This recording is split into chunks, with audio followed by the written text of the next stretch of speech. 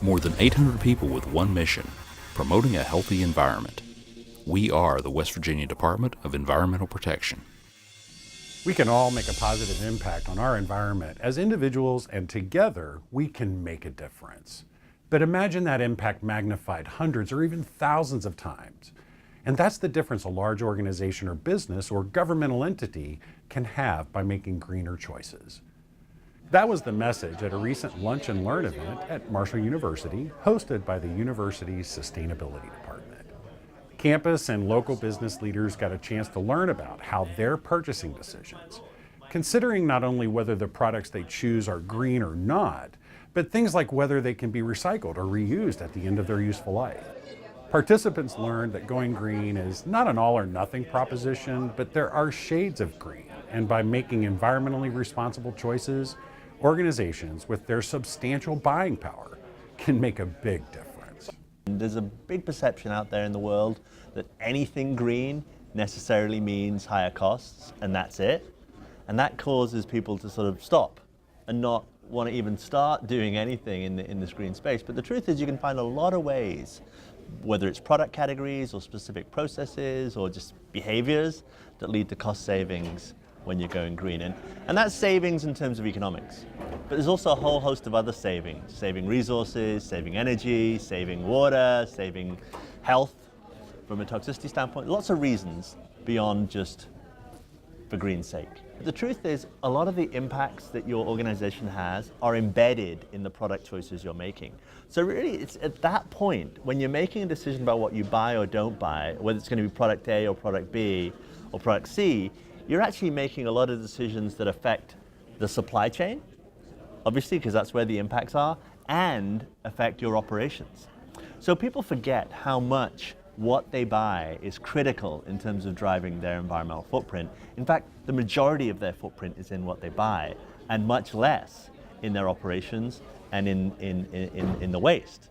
So making better choices is perhaps the most impactful thing you can do in terms of reducing your personal and your organizational environmental footprint. There is little doubt that West Virginia's future success is tied closely to the education of its children. At the recent Sustainable Schools Symposium held in South Charleston, the message focused on how West Virginia schools from K through 12 to undergraduate and beyond can bring the message of a sustainable future through curriculum, community involvement, and developing green school facilities. And what we're hoping is that people understand the enormous opportunity that's there now for West Virginia to really get a jump on the emerging green economy. We are excited to sort of engage both the senior leadership of universities and colleges around conversations of their sustainability commitment, but also the students and faculty around opportunities for education, learning, and preparing the students for the green economy, jobs in renewable energy, jobs in agriculture, jobs in green manufacturing. It is a real growth area. It's a really big opportunity in the coming decade to get that right. The green school movement in West Virginia is gaining momentum. The state can already boast of 4 individual schools and 1 county school district already named National Green Ribbon Schools winners by the U.S. Department of Education. Those schools were honored for their environmental and sustainability education, their healthy school environments, and for their energy efficiency and reduced environmental impact. There's a growing awareness that the green school movement globally has traction, it's not going away, and that the bottom line of green is black, it's profitable.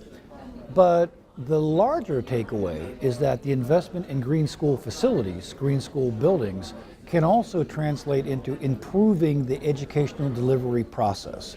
And if our goal is to educate kids the best possible way we can, then the facilities have a major stake in that. And while green school facilities may be the most visible indicator of the sustainable schools movement, it goes much deeper than that.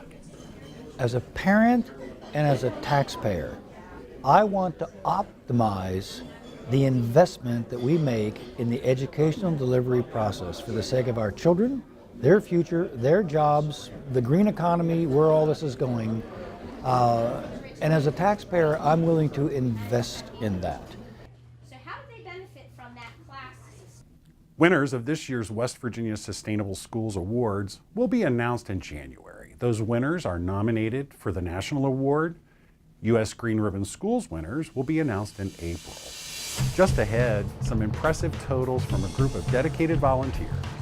We're back in a moment.